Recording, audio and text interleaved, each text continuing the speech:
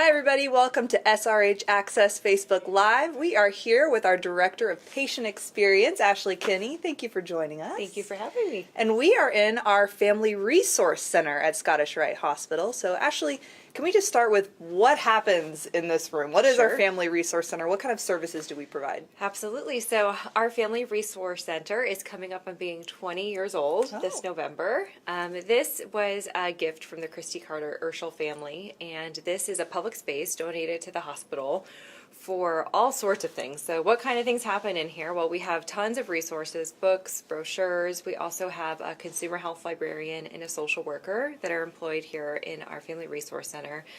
And they will help connect people at any level of need. So whether it's a parent or a caregiver or a patient or a sibling themselves, to consumer level information and resources. That can be for current patients, for members of the public, or for former patients as well. So any variety of needs. It's a true resource center. So whatever resource somebody might need, we hope to be able to connect them to that. Awesome. And how do patients get connected to the Family Resource Center? Is this something when they come in, they're kind of told about, or they just, you walk by and see these big windows and all these books in here? Yes. Yeah, this is kind of like a fish tank. So if people walk by and they're curious, they see the books or they see the friendly staff working in here, and they might self-refer. They might just walk in if they're here for a clinic appointment.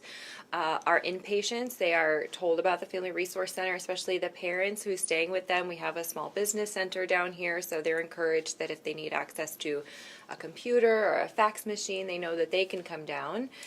People can be referred directly from clinic for education. So if a clinician is meeting with a family and thinks that they might benefit from some extra information from either the consumer health librarian or the social worker, they can finish their clinic visit and they'll be directed to come to the Family Resource Center. We get referrals through our electronic medical record system. And again, also it is a gift to the public. So it is a public space. So if somebody comes to the hospital and recognizes that there's a Family Resource Center and they want to get some information, they will be directed down here so they can come through. Lots of word of mouth as well. Being almost 20 years old, I think that it has a very popular reputation for being someplace with really helpful people. So kind of open to the public and our internal patients as well. That's great. Another thing we do here is the peer support program. Can you talk to us about that? Sure. So our peer support program is a part of our consumer health librarian's responsibilities. And so essentially she'll work with the different clinical staff and our current patients to identify people that would benefit from kind of one-to-one support, not necessarily from a mental health perspective, but just somebody that's experiencing a change in their child's medical condition, and they might want to connect with somebody that's been through a similar experience, kind of validate and go through things that they've considered or things that they've had happen within their system.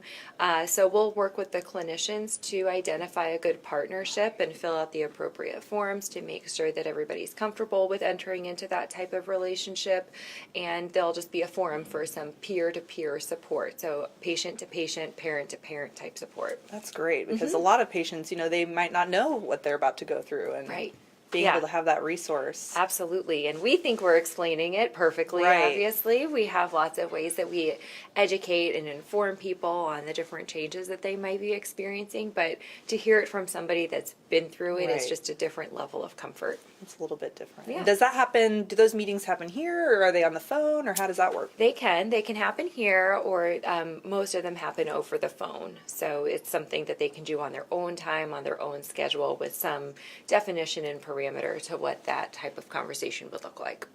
So do you have any top questions you get from patient families about the Family Resource Center? Or? Sure. I think primarily people come here just wanting to help navigate whatever questions are coming up for them. So whether it's things that are happening in the school system, accessing appropriate supports for their kiddo as they're entering the school system or after surgery, different advocacy type things.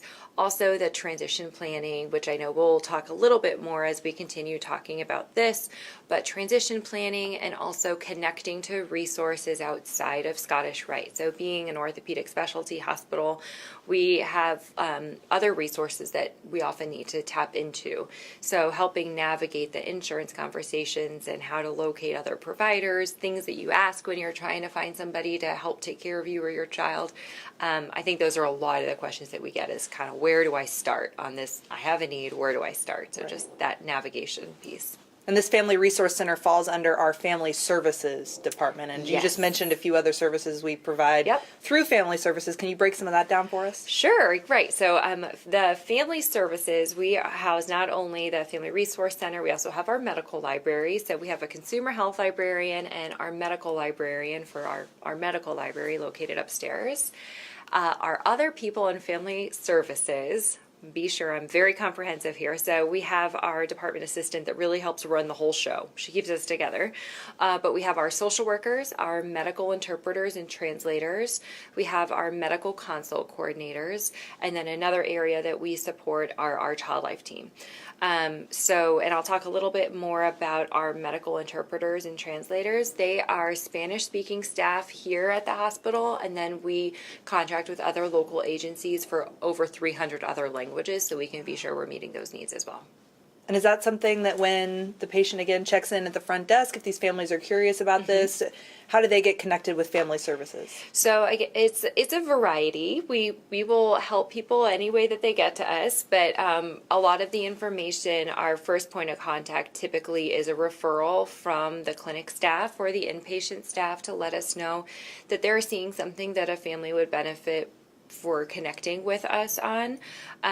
Other ways a family can self-refer to Family Services. So for example, with our social workers, if there's any type of stressor at home or a navigation question relating to their care here at Scottish Rite, people are welcome to walk right into our Family Services department. We're located on the clinic level of the hospital.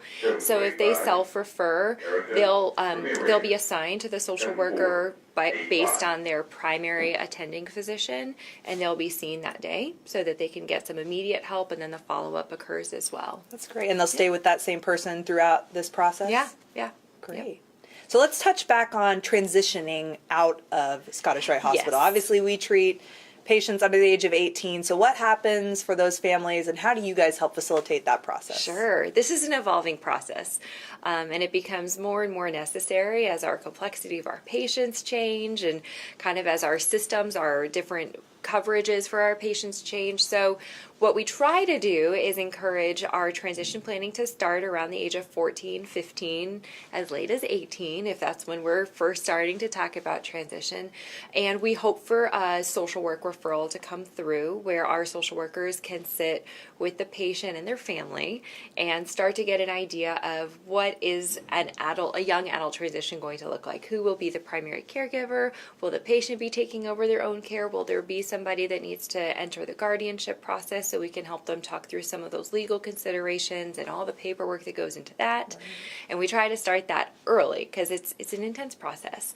But then we cover all sorts of things as far as what their education plans are, if they're going on to college afterwards, making sure that we start talking about what that looks like for a young patient transitioning out of orthopedic pediatric care into the adult care and being away from home at college potentially. Right. Big steps. Huge steps for anybody. And then the next piece would be if it's going to be a patient that it's going to become their own primary caregiver. Eventually we move away from having the parent necessarily be in the middle of the conversation, where we can start working with the patient themselves and start understanding where they are in their education level as far as their own health, so that we can ensure that they know what type of supplies they get, where they're getting their supplies, so that when they are potentially off at college that they have a way to order their supplies.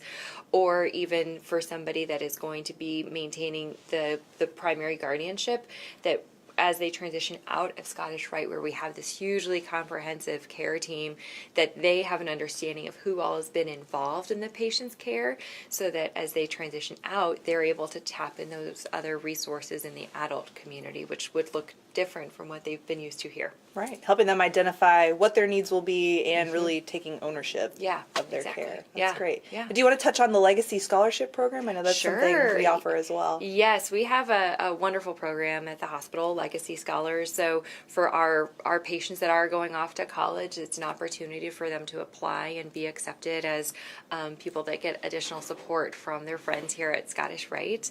And we're proud that in our department we have actually 2 legacy scholars this year. That's great. We expanded from 1 to 2, and those are students that our staff just take under their wing and write letters of encouragement to as they're experiencing typically their first or second year of school, and we send them encouragement and gifts, little snacks during midterms and all those Study finals. breaks. Yes, exactly. So just making sure that they're still feeling the Scottish Rite support as they're entering their other levels of education. Great. Yeah. So are there any other questions you want to touch on, or things that you feel like you want families to know about the Family Resource Center, or just about family services? Or we're always excited when people come to us saying, I heard you could help, and we really like hearing what stressors people might have, what questions people might have, and nothing feels better than being able to say you're not alone and being concerned about that, or hopefully we even have an answer to help you alleviate some of that stress. But we definitely want families to know that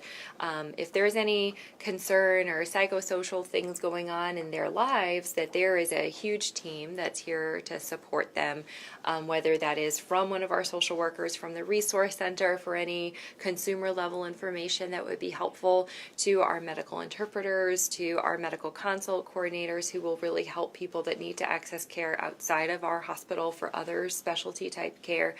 And our goal is really to make this a comprehensive approach to making sure patients and families have information and support throughout their care here at Scottish Rite. you guys really help facilitate the process for a lot of people and provide tons of great resources. So thank you. Yeah, no, thank you. Thank you for joining us. Thank you guys for joining us. We'll be back in a couple of weeks.